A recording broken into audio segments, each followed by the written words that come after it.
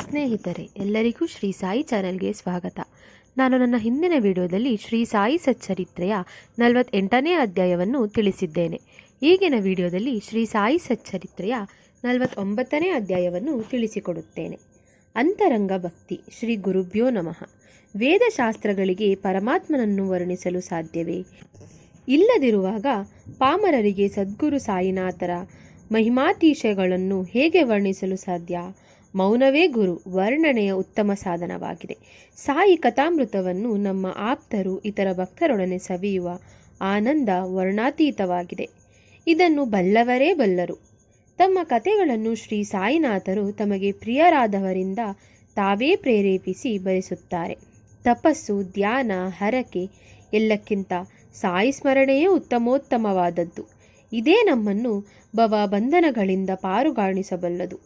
ಈ ವಿಷಯದಲ್ಲಿ ಕೆಲವು ಸಾಯಿ ಭಕ್ತರ ಅನುಭವಗಳನ್ನು ಇಲ್ಲಿ ನೋಡುವ.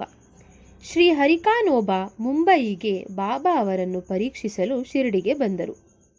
ಅವರ ವೇಷಭೂಷಣ ವೈಭವವಾಗಿತ್ತು.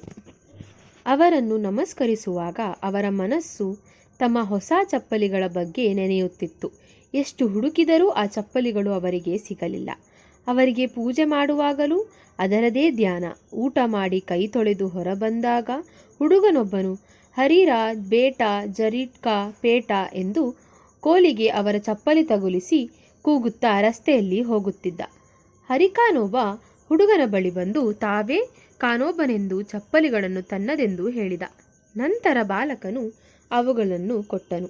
ಈ ಘಟನೆಯಿಂದ ಕಾನೋಬರಿಗೆ ಬಾಬಾ ಅವರ ಅಪಾರ ಮಹಿಮೆಯ ಅರಿವಾಯಿತು. ತಮ್ಮನ್ನು ಪರೀಕ್ಷಿಸಲು ಬಾಬಾ ಈ ನಾಟಕ ಹೂಡಿದರೆಂದು ಅರಿತು ಅವರು ತಮ್ಮ ತಪ್ಪನ್ನರಿತು ಬಾಬಾ ಅವರಿಗೆ ವಂದಿಸಿ ಆಶೀರ್ವಾದ ಪಡೆದು ಮುಂಬಯಿಗೆ ವಾಪಸ್ಸಾದರು. ಸೋಮದೇವ ಸ್ವಾಮಿ ಎಂಬ ಸನ್ಯಾಸಿಗಳಿದ್ದರು. ಅವರು ಸಾಯಿಬಾಬಾ ಅವರನ್ನು ಪರೀಕ್ಷಿಸಲು ಶಿರಡಿಗೆ ಬಂದರು. ಅವರು ಅಲ್ಲಿ ಮೊದಲು ಕಂಡದ್ದು ಹಾರಾಡುವ ಧ್ವಜ. ಸಂತರಿಗೇಕೆ ಈ ವೈಭವ? ರಥ, ಕುದುರೆ, ಪಲ್ಲಕ್ಕಿ ಇವರಿಗೇಕೆ ಎಂದು ಅವರು ಅಲ್ಲಿಂದ ವಾಪಸ್ಸಾಗಲೇ ಎಂದು ಆಲೋಚಿಸಿದರು. ಸಹ ಪ್ರಯಾಣಿಕರ ಬಲಾತ್ಕಾರದಿಂದ ಅವರು ಮಸೀದಿಗೆ ಬಂದರು. ಒಳಗೆ ಪ್ರವೇಶಿಸುತ್ತಿದ್ದಂತೆ ಬಾಬಾರವನ್ನು ಕಂಡರು. ಎಂಬಲ್ಲಿಗೆ 49ನೇ ಅಧ್ಯಾಯವು ಸಂಪೂರ್ಣವಾಯಿತು. ಶ್ರೀ ಸಾಯಿನಾಥಾಯ ನಮಃ. ನಾನು ನನ್ನ ಮುಂದಿನ ವಿಡಿಯೋದಲ್ಲಿ ಶ್ರೀ ಸಾಯಿ ಸಚ್ಚರಿತ್ರೆಯ 50ನೇ ಅಧ್ಯಾಯವನ್ನು ತಿಳಿಸಿಕೊಡುತ್ತೇನೆ. ಈ ವಿಡಿಯೋ ನಿಮಗೆ ಇಷ್ಟವಾಗಿದ್ದಲ್ಲಿ ಲೈಕ್ ಮಾಡಿ, ಶೇರ್ ಮಾಡಿ ಹಾಗೂ ಶ್ರೀ ಸಾಯಿ ಚಾನಲನ್ನು ಸಬ್ಸ್ಕ್ರೈಬ್ ಮಾಡಿ.